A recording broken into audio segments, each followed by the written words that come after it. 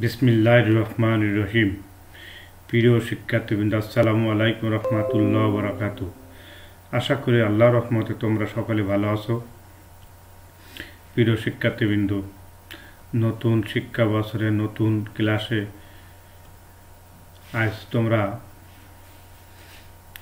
উঠেও ঠিক মতন ক্লাস করতে পারছো না, স্যারদের সাথে সংযোগ করতে পারছো না।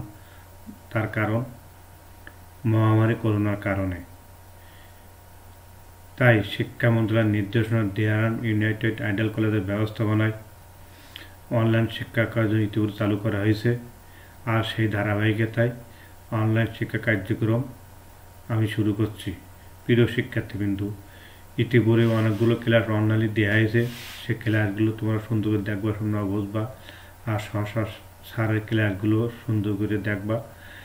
প্রয়োজনে স্যারদের সাথে সংযোগ করবা। স্যারদের ফোন এবং ইমেল নাম্বার আছে, তারই মাধ্যমে।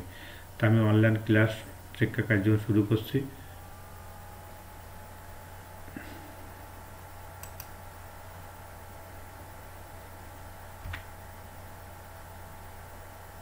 সুস্বাগতম।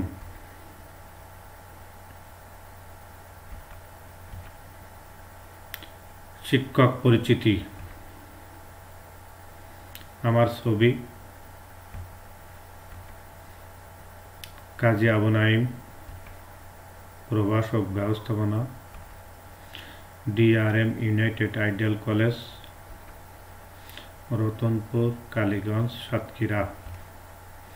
Mobile number 0172054982। Email Kazi Abu Naim @gmail.com। প্রিয় শিক্ষার্থীবৃন্দ, এই আমার শিক্ষক পরিচিতি। আমি আবারও তোমাদের বলছি, শিক্ষক হিসেবে আমার ছবি দেওয়া আছে। কাজী আবু নাঈম, প্রভাষক ব্যবস্থাপনা, DRM United Idol College, Ratanpur, Kaliganj, Satkhira. Email number Kazi Abu Naim @gmail.com। Next, পাঠ পরিচিতি। বিষয় ব্যবসায় সংগঠন ও ব্যবস্থাপনা, পত্র দ্বিতীয়, বিষয় কোড 278 অধ্যায় প্রথম, ব্যবস্থাপনার ধারণা। প্রিয় শিক্ষার্থী, পাঠ পরিচিতি শুনে জানলাম। আমি আবারও বলছি, বিষয় ব্যবসা সংগঠন ব্যবস্থাপনা, পত্র দ্বিতীয়, বিষয় কোড 278 অধ্যায় প্রথম, ব্যবস্থাপনার ধারণা।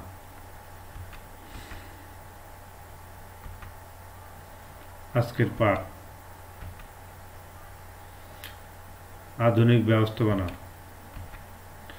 Management is modern age. আধুনিক যুগের ব্যবস্থাপনা। Modern age, management is modern age. প্রিয় শিক্ষার্থী, তাহলে আমরা আজকে পাঠ সম্পর্কে জানলাম কি? আধুনিক যুগের ব্যবস্থাপনা, modern, management is modern age.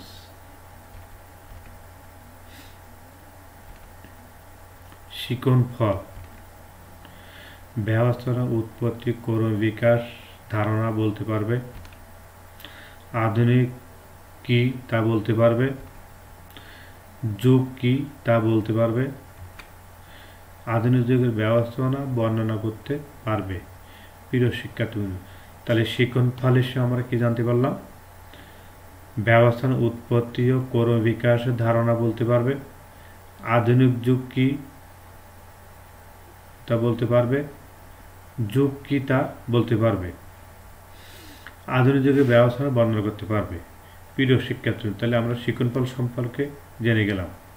তা হচ্ছে কি? ব্যবস্থাপনা উৎপত্তি, কর্ম বিকাশের ধারণা বলতে পারবে। আধুনিক কি তা বলতে পারবে। যুগ কি তা বলতে পারবে। আধুনিক যুগের ব্যবস্থাপনা বর্ণনা করতে পারবে। নেক্সট,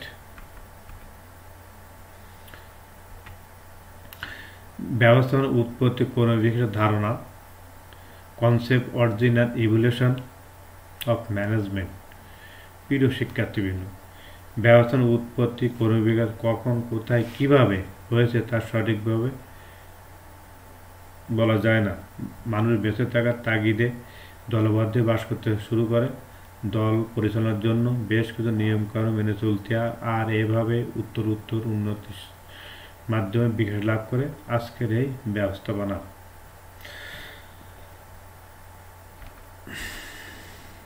আধুনিক কি?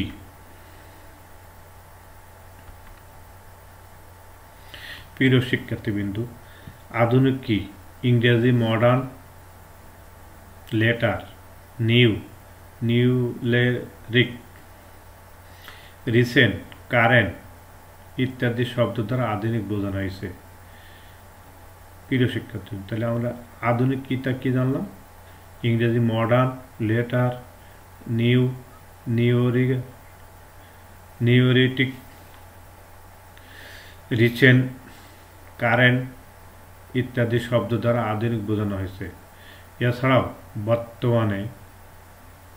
এছাড়াও বর্তমান, নতুন, সাম্প্রতিক, নব্য, জীবন্ত, নবীন, অদ্যপি প্রচলিতকে আধুনিক বোঝায়, যা ব্যবস্থার ক্ষেত্রে ব্যবহার হয়েছে।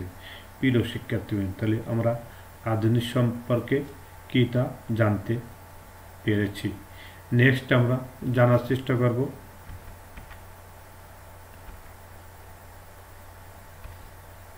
যুগ কি। প্রিয় শিক্ষার্থী, যুগ কি? ইংরেজি era, age, period, time, epochs, day ইত্যাদি শব্দ দ্বারা যুগকে বোঝানো হয়েছে। এছাড়াও অব্দ, শান, হায়ন, অব্দরন্ত এবং অধিকল্প শব্দগুলো দ্বারা যুগ বোঝানো হয়েছে, যা আধুনিক ব্যবস্থাপনা পুনর্বিকাশে ব্যবহার হয়েছে। প্রিয় শিক্ষার্থীবৃন্দ, তাহলে আমরা যুগ সম্পর্কে কি জানতে পারলাম? ইংরেজি era, age, period, time, epochs, day ইত্যাদি শব্দ দ্বারা যুগকে বোঝানো হয়েছে। এছাড়াও অব্দ, সাল, হায়ন, অব্দারম্ভ এবং অধিকল্প শব্দগুলো দ্বারা যুগ বোঝানো হয়েছে, যা আধুনিক ব্যবস্থাপনা পুনর্বিকাশে ব্যবহার হয়েছে। প্রিয় শিক্ষার্থীবৃন্দ, তাহলে আমরা যুগ কি তা জানলাম। নেক্সট আমরা জানব ব্যবস্থাপনা উৎপত্তি, ক্রমবিকাশ সমূহ। প্রাচীন যুগের ব্যবস্থাপনা, মধ্যযুগের ব্যবস্থাপনা, শিল্প যুগের ব্যবস্থাপনা, শিল্প বিপ্লব পরবর্তী যুগের ব্যবস্থাপনা এবং আধুনিক যুগের ব্যবস্থাপনা। প্রিয় শিক্ষার্থীবৃন্দ, ব্যবস্থাপনা উৎপত্তি, ক্রমবিকাশকে 5টি যুগে বিভক্ত করা হয়েছে। ইতিপূর্বে আমি 4টি যুগের বর্ণনা করেছি। আজকে যেটা আলোচনা করব আধুনিক যুগের ব্যবস্থাপনা, অর্থাৎ 5 নম্বর এই আধুনিক যুগের ব্যবস্থাপনা সম্পর্কে। প্রিয় শিক্ষার্থীবৃন্দ, এই 5টি যুগ নিয়ে ব্যবস্থাপনা ক্রমবিকাশ ইতিহাস, যা প্রাচীনকাল থেকে শুরু করে বর্তমান চলমান সময় পর্যন্ত ব্যবস্থাপনার ক্ষেত্রে যে সকল উন্নতি, অবনতি, অগ্রসাধন হয়েছে সেই সম্পর্কে বলা হয়েছে। সর্বশেষ যুগ আধুনিক যুগের বিষয় আজকে নিয়ে তোমাদের সাথে আলোচনার বিষয় থাকবে। নেক্সট আমরা আলোচনা করে দেখব আধুনিক যুগ সম্পর্কে কি বলা হয়েছে।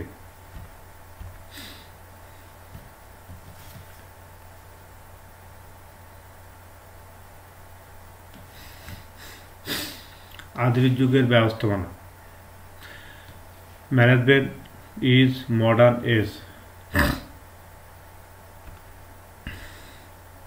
প্রিয় শিক্ষার্থী,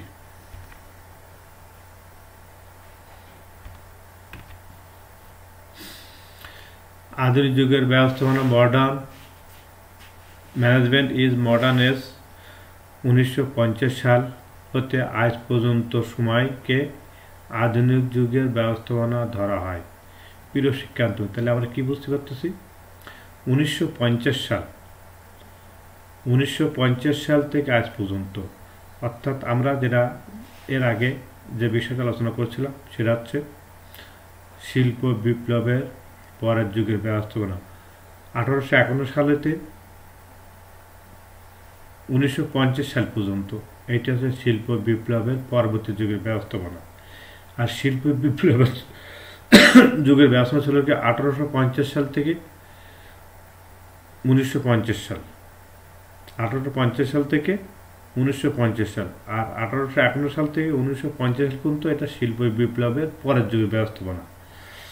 আর 1950 সাল থেকে বর্তমান সময় পর্যন্ত, অর্থাৎ আমি যে সময় তোমাদের সাথে এই মুহূর্তে কথা বলছি এই সময় পর্যন্ত হচ্ছে আধুনিক যুগ। অর্থাৎ 1950 থেকে এই সময় পর্যন্ত, যে সময় আমি তোমাদের সামনে এই মুহূর্তে কথা বলতে, এই সময়কেও বোঝানো হচ্ছে আধুনিক যুগের ব্যবস্থাপনা। তাহলে আমরা জানতে পারলাম কি 1950 সাল হতে আজ বর্তমান সময় পর্যন্ত কে আধুনিক যুগের ব্যবস্থাপনা ধরা হয়। এই যুগে যেসব ব্যক্তিদের দ্বারা ব্যবস্থাপনার অগ্রগতি সাধিত হয়েছে তারা হলেন নিম্নলিখিত নামগুলো। প্রিয় শিক্ষার্থী, আমি তোমাদেরকে আবারও ভালো করে বলার জন্য, বোঝার জন্যই বলছি, সেটি তোমার মনোযোগ দিয়ে বোঝো। যে শিল্প বিপ্লবের যুগ 5টি ধাপে ভাগ করা হয়েছে: প্রাচীন যুগ, মধ্যযুগ, শিল্প বিপ্লবের যুগ, শিল্প বিপ্লবের পরের যুগ আর আধুনিক যুগ। তা আমি শিল্প বিপ্লবের যুগকে থেকে 3টে ভাগে ভাগ করা হচ্ছে। একটা হচ্ছে 1850 সাল থেকে 1950 সাল, এইটা হচ্ছে 1750 সাল, 1850 সাল পর্যন্ত এটা হচ্ছে শিল্প বিপ্লবের যুগ। 1750 থেকে 1850 এটা হচ্ছে শিল্প বিপ্লবের যুগ। 1851 সাল থেকে 1950 সাল এটা হচ্ছে শিল্প বিপ্লবের পরের যুগ। আর 1950 থেকে বর্তমান সময়কাল পর্যন্ত, অর্থাৎ এখন আমি তোমাদের সাথে কথা বলতে এই সময় পর্যন্ত সময়কালকে বলা হচ্ছে আধুনিক যুগের ব্যবস্থাপনা। এই সময়ের মধ্যে ব্যবস্থাপনার ক্ষেত্রে যে সকল উন্নতি, অবনতি, অগ্রগতি সাধিত হয়েছে সব কিছু মিলাইয়ে আধুনিক যুগে ব্যবস্থাপনার ইতিকথা। প্রিয় শিক্ষার্থীবৃন্দ, আমি আশা করি তোমাদের আধুনিক যুগ সম্পর্কে বোঝাতে পেরেছি। তাহলে এখন আমরা আলোচনা করি 1950 সাল হতে বর্তমান সময় পর্যন্ত আধুনিক যুগের ব্যবস্থাপনা ধরায়। এই সময় যেসব ব্যক্তিদের দ্বারা ব্যবস্থাপনা অগ্রগতি সাধিত হয়েছে তারা হলেন Abraham Maslow, Douglas McGregor, Frederick Herzberg, Peter F Drucker এবং স্টিফেন পি রবিন। প্রিয় শিক্ষার্থীবৃন্দু, তাহলে আধুনিক যুগে যে সকল ব্যবস্থাপকগণ ব্যবস্থাপনা সম্পর্কে অগ্রগতি লেগেছে তার মধ্যে Abraham Maslow, Douglas McGregor, Frederick Herzberg, Peter F Drucker এবং স্টিফেন পি রবিন। এই ব্যক্তিবর্গ আধুনিক যুগে ব্যবস্থা সম্পর্কে অসামান্য অবদান রেখেছেন। প্রিয় শিক্ষার্থীবৃন্দু, আমরা পরবর্তীতে এই মনীষীদের সম্পর্কে জানার চেষ্টা করব।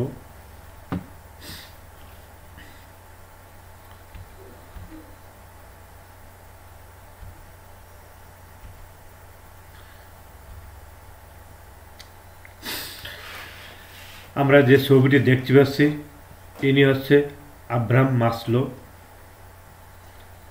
তিনি একজন মার্কিন মনোবিজ্ঞানী। প্রিয় শিক্ষার্থীবৃন্দু, আব্রাহাম মাসলো হচ্ছে একজন মার্কিন মনোবিজ্ঞানী।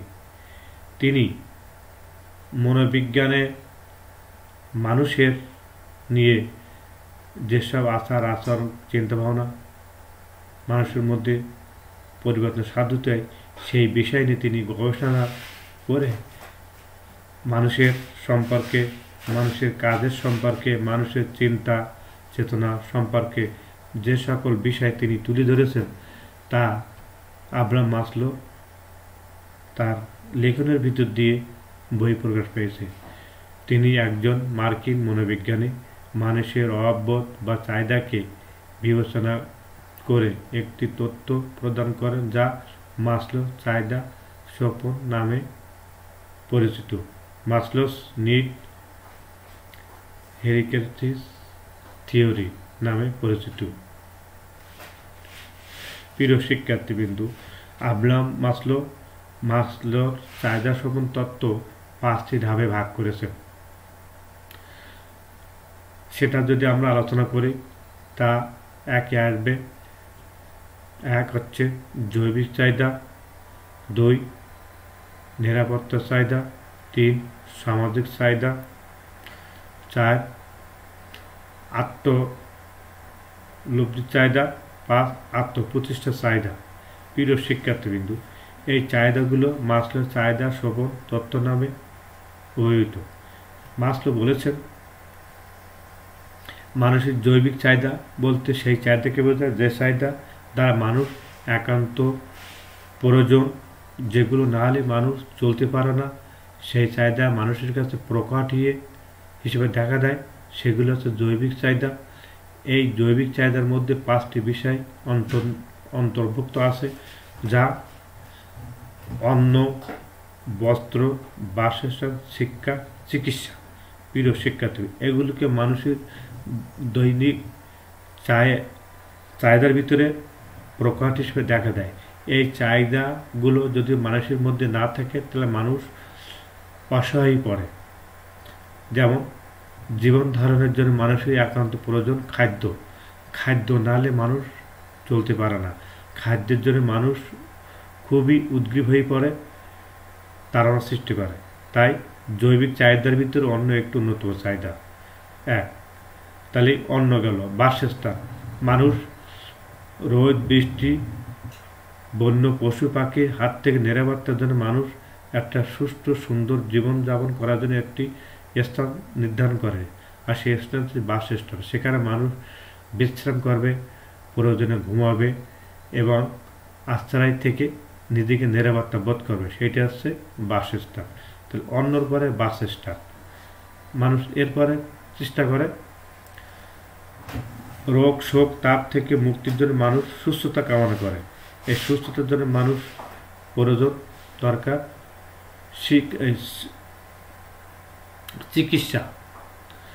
চিকিৎসা অর্থাৎ ঔষধ, রোগ নিরাবার জন্য ঔষধ। তাহলে অন্ন, বাসস্থান, শিক্ষা, চিকিৎসা।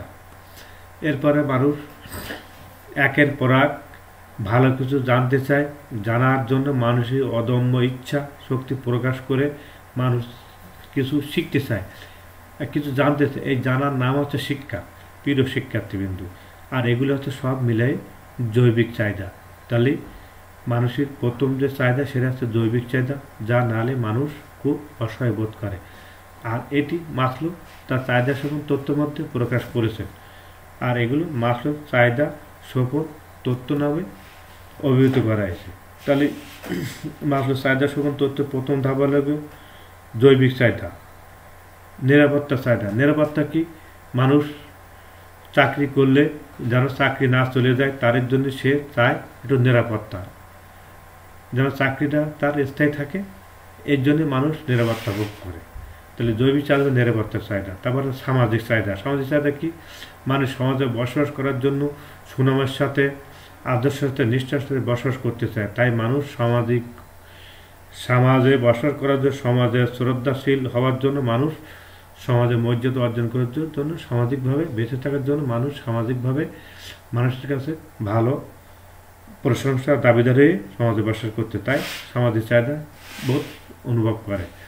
প্রিয় শিক্ষার্থীবৃন্দ, এই সামাজিক চাহিদা পূরণের পরে মানুষের মধ্যে এসে যায় আত্মলব্ধির চাহিদা, আত্মপ্রতিষ্ঠার চাহিদা। মানুষ সমাজে বুকি আরও সুষ্ঠু সুন্দরভাবে বেঁচে থাকার জন্য সমাজের মানুষ সবাই তাকে শ্রদ্ধা করুক, সম্মান করুক, এইভাবে মানুষের কাছে শ্রদ্ধা পেতে চায়। এর জন্য মানুষের কাছে ভালো কাজ করার জন্য, ভালো প্রশংসা পাওয়ার জন্য সে উঠিয়ে পড়ে লেগে থাকে। এই যে তার ভিতরে যে একটা ইচ্ছা শক্তি কাজ করে, কীভাবে সবাই তাকে প্রশংসা করুক, সবাই তাকে ভালো বলুক, সবাই তাকে শ্রদ্ধার সাথে বিবেচনা করুক, এই যে মানুষের প্রতি চাহিদা, সেটা হচ্ছে আত্মপ্রতিষ্ঠার চাহিদা। আচ্ছা, এরপরে সর্বশেষ চাহিদা এসছে কি? আত্মতৃপ্তি বা আত্মলব্ধির চাহিদা। মানুষ সর্বশেষ এমন একটা চাহিদা মানুষের মধ্যে কাজ করে, তিনি যেন এমপি, মিনিস্টার হোক, প্রাইম মিনিস্টার হতে পারে। এইভাবে এমন কোনো কাজ করে যেতে চায় বা করতে পারে যেন ভবিষ্যতে সে মারা গেলেও তার কৃতিকর্ম সবাই তাকে অনুসরণ করে। এইটার নাম হচ্ছে আত্মপ্রতিষ্ঠার চাহিদা। প্রিয় শিক্ষার্থীবৃন্দু, মাসলো সেই বিষয়টা মানুষের মধ্যে পরিচালনা করে, মানুষের চাহিদা, মানুষের আচার আচরণকে তিনি গবেষণার মধ্যে এই 5টা চাহিদা সমূহ তত্ত্ব আবিষ্কার করেন, যা মাসলোর চাহিদা সমূহ নামে পরিচিত। প্রিয় শিক্ষার্থীবৃন্দু, আমরা মাসলোর চাহিদা সমূহ সম্পর্কে জানতে পারলাম। নেক্সট আমরা পরবর্তী জানবো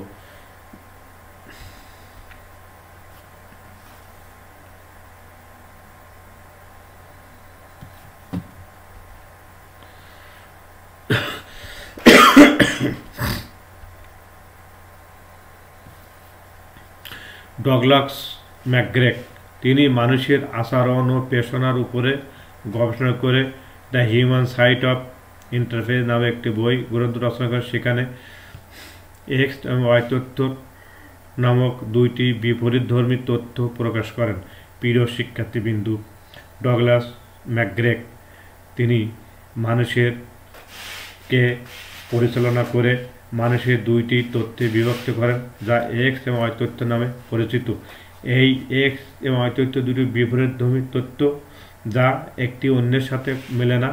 এই তথ্য প্রবক্তা ডগলাস ম্যাকগ্রেগ তিনি হিউম্যান সাইট অফ ইন্টারফেস নামক গ্রন্থে সেখানে এক্স এবং ওয়াই তথ্য প্রকাশ করে মানুষের কাছে সুনাম অর্জন করেছেন।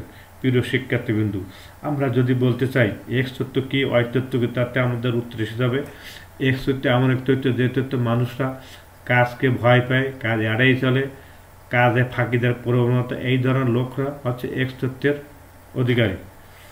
তাহলে আমরা কি বললাম? এক্স তথ্যের অধিকারী কারা?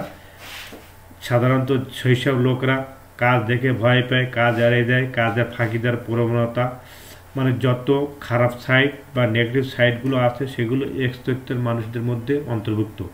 এরা কাজকে সচরাচর এড়িয়ে যেতে চায়, সুযোগ পেলে ফাঁকি দেয় এবং কাজ না করার প্রবণতা করে, বিভিন্ন রকম চালাকি, বদমাশি এর ভিতরে অন্তর্ভুক্ত থাকে এক্স তথ্য মানুষদের মধ্যে।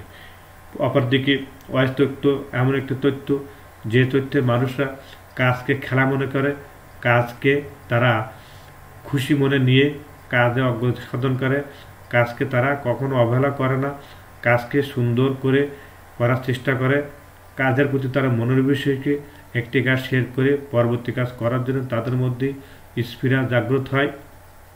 এইভাবে কাজকে তারা খেলা মনে করে কাজের অগ্রগতি সাধন করে। এই যে এক্স এবং ওয়াই তথ্যের ভিতরে যে 2টার পার্থক্য, এই ধরনের পার্থক্যটা তিনি করেছেন ডগলাস ম্যাকগ্রেগ তার হিউম্যান সাইট অফ ইন্টারফেস নামক গ্রন্থে 2টি তথ্যের মানুষকে আলাদা করে বিপরীতধর্মী তথ্য প্রকাশ করেছেন, যা এক্স এবং ওয়াই তথ্য নামে পরিচিত। ডগলাস ম্যাকগ্রেগ এই তথ্যের প্রবক্তা। প্রিয় শিক্ষার্থীবৃন্দু, তাহলে আমরা এক্স এবং ওয়াই তথ্য সম্পর্কে জানতে পারলাম। পরবর্তী আমরা জানার চেষ্টা করব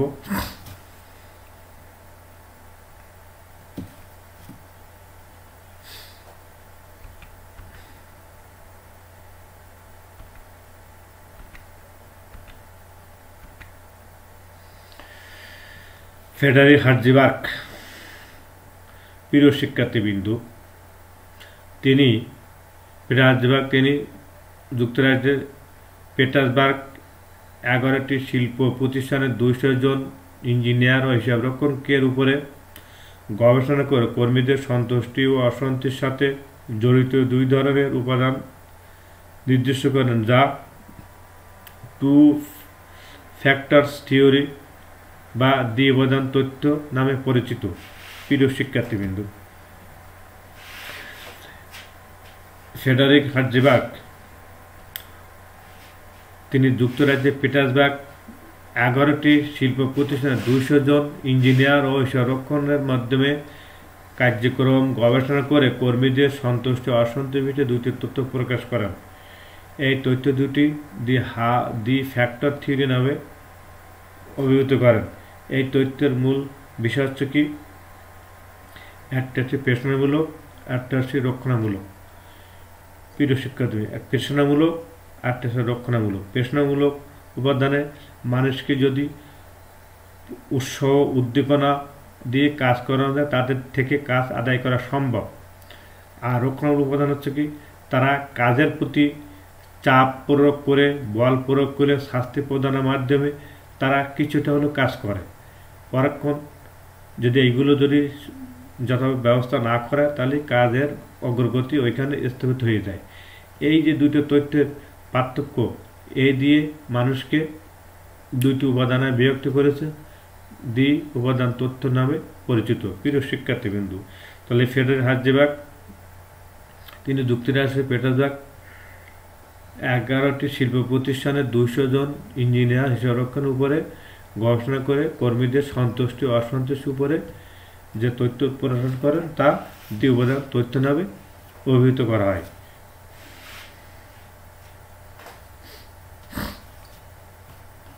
নেক্সট আমরা জানার চেষ্টা করব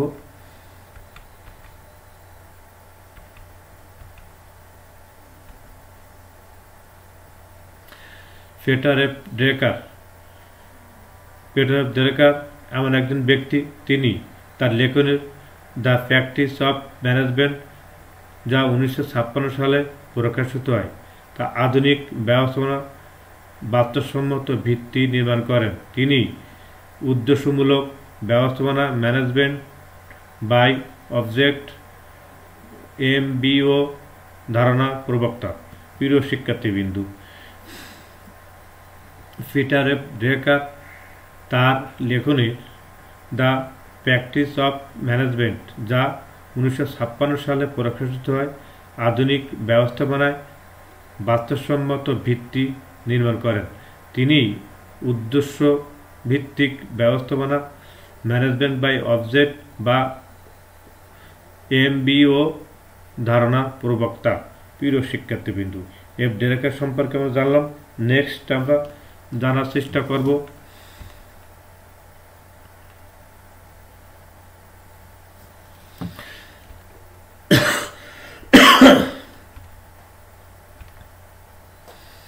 স্টিভেন রবিনসন। প্রিয় শিক্ষার্থীবৃন্দু, বর্তমান সময়ে ব্যবস্থাপনা বা সাংগঠনিক আচরণ উপরে তার লেখা বই বেশি বিক্রি হচ্ছে। তিনি সাংগঠনিক দ্বন্দ্ব, সংঘাত, সাংগঠনিক ক্ষমতা ও রাজনৈতিক ও ব্যবস্থাপনা বিষয়ে অনেক মূল্যবান কথা আলোকপাত করেছেন। বর্তমানে সময় ব্যবস্থাপনা ও সাংগঠনিক আচরণের উপরে তার লেখা বই বেশি বিক্রি হচ্ছে। তিনি সাংগঠনিক দ্বন্দ্ব, সাংগঠনিক ক্ষমতা ও রাজনৈতিক এবং ব্যবস্থাপনা বিষয়ে অনেক মূল্যবান কথা তা লেখনের মধ্যে উল্লেখ করেছেন।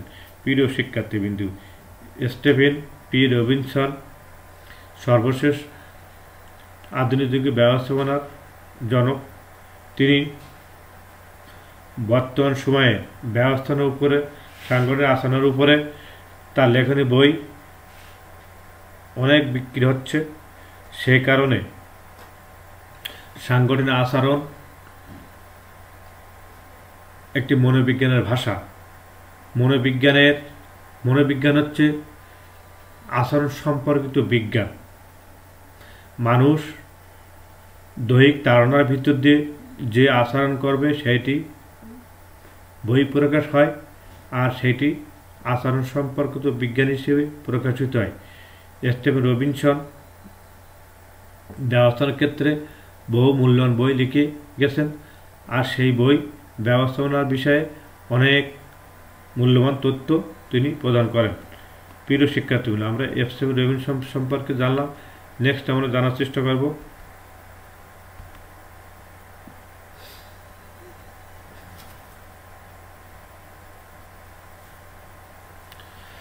মূল্যায়ন, ইভ্যালুয়েশন। মাসলোর চাহিদা শোভন তত্ত্ব কে প্রবর্তন করেন? এক্স তত্ত্ব ওয়াই তত্ত্ব সম্পর্কে মতামত দাও। প্রিয় শিক্ষার্থীবৃন্দু, আমরা এই পর্যন্ত আধুনিক ব্যবস্থাপনা সম্পর্কে যে যে বিষয়গুলো জানলাম সেই বিষয়গুলো আমরা মোটামুটি বোঝার চেষ্টা করেছি বা মোটামুটি জানেছি। তা আমরা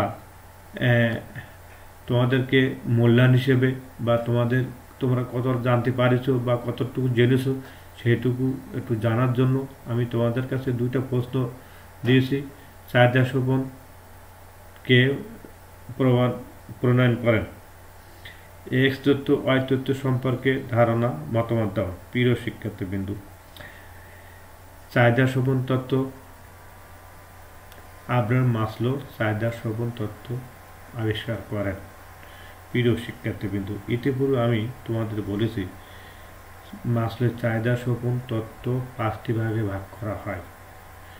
এই 5টি ভাগের প্রথম ভাগ শেষ হবে, তার পরের ভাগ এসে আবার দেখা দেবে। ওটা শেষ হয়ে যাবে, তার পরের ভাগ এসে আবার দেখা দেবে। ওটা শেষ হবে, তার পরের ভাগ এসে দেখা দেবে। এইভাবে 5টি ধাপে বিভক্ত করা যায়। তাহলে আমি তোমাদের কাছে বলি, এর আগে বলেছি, তুমি আবারও বলছি, শোনো। 5টি ভাগ। প্রথম ভাগ আসছে জৈবিক চাহিদা,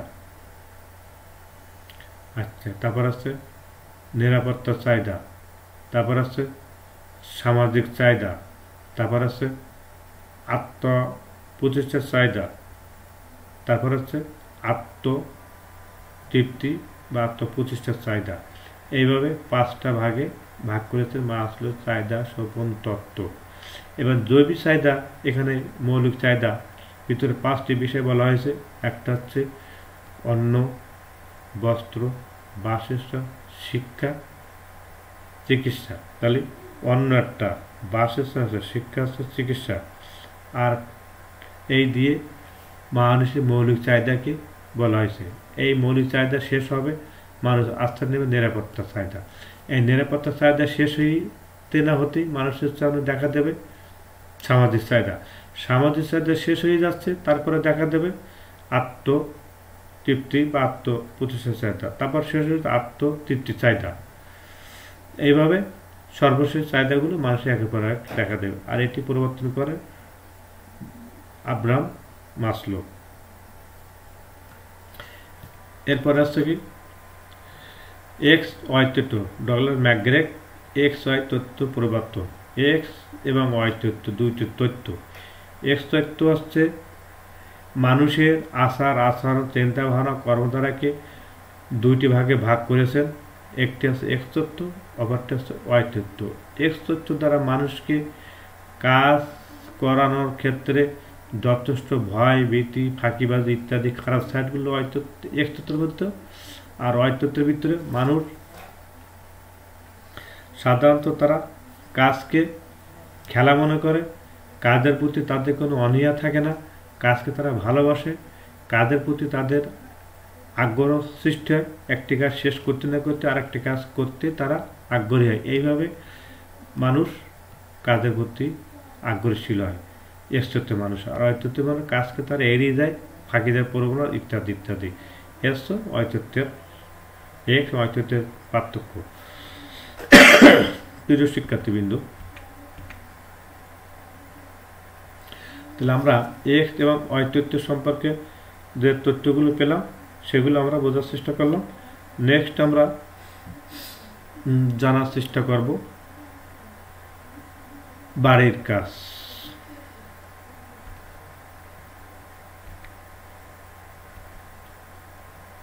প্রিয় শিক্ষার্থীবৃন্দু, বাড়ির কাজ, হোমওয়ার্ক, ব্যবস্থাপক কে?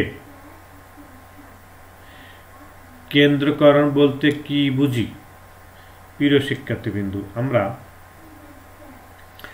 বাড়ির কাজ হিসেবে আমরা আগামী ক্লাসে ব্যবস্থাপক কে সে সম্পর্কে জানব।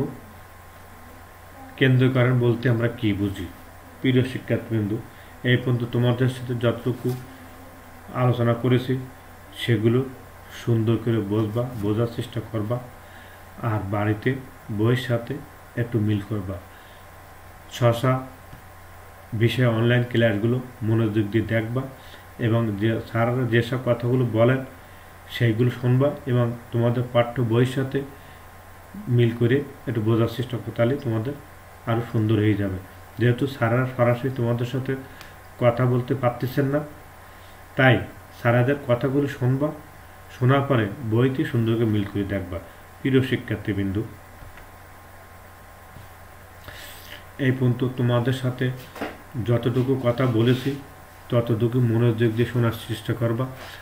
পরাবাদ আছে, খেয়ালে হয় আউলিয়া, খেয়াল হয় দেউলিয়া। খেয়াল করলি মানে শুনলি বুঝলি, নতুন নতুন কথা শোনা যাবে, বোঝা যাবে, জ্ঞান বৃদ্ধি পাবে। আর যদি তুমি, এর নাম আছে খেয়াল করা, আর খেয়াল বলতে কি দেউলিয়া বলতে শূন্য হয়ে যাবা। তার মানে তুমি খেয়াল করেছ, জানতে পেরেছ, তুমি বুঝতে পেরেছ, তুমি জ্ঞানী হয়েছো। বেখেয়াল করে আসো, জানতে পারো না, তুমি শূন্য হয়ে গেছো, দেউলিয়া হয়ে গেছো। তাই কথায় বলে খেয়ালে আউলিয়া, বেখেয়ালে দেউলিয়া। তা যেটুকু জিনিস জানবা মনোযোগ দিয়ে জানবা, শুনবা। আর তোমাদের সাথে আর বেশি সময় নষ্ট করবো না। আশা করি তোমরা অনলাইন ক্লাসগুলো সুন্দর করে দেখতেছো, শুনতেছো, বুঝতেছো এবং স্যারদের সাথে যোগাযোগ রাখবা। যেহেতু শিক্ষা প্রতিষ্ঠান বন্ধ আছে, আল্লাহ রাব্বুল আলামিন আমাদের সকলকে এই করোনা ভাইরাস হাত থেকে রক্ষা করুক, এই কামনা করি। সরকারি নির্দেশনা যখন কলেজ স্কুল পাঠশালা খুলবে তখন আমরা ক্লাসে সমবেত হব, তখন প্রয়োজনীয় বিষয়গুলো স্যারদেরকে জানানো সম্ভব হবো। তার আগ পর্যন্ত আমরা সবাই প্রয়োজন ছাড়া ঘরের বাইরে হব না। যদি বাইরে হইতে হয় অবশ্যই স্বাস্থ্যবিধি মেনে চলব এবং সাথে মাস্ক নিয়ে বাইর হব। তাই আজ তোমাদের ক্লাস পাঠদান এখানে শেষ করছি। আজকের পাঠদান এখানে শেষ করছি। সকলকে ধন্যবাদ।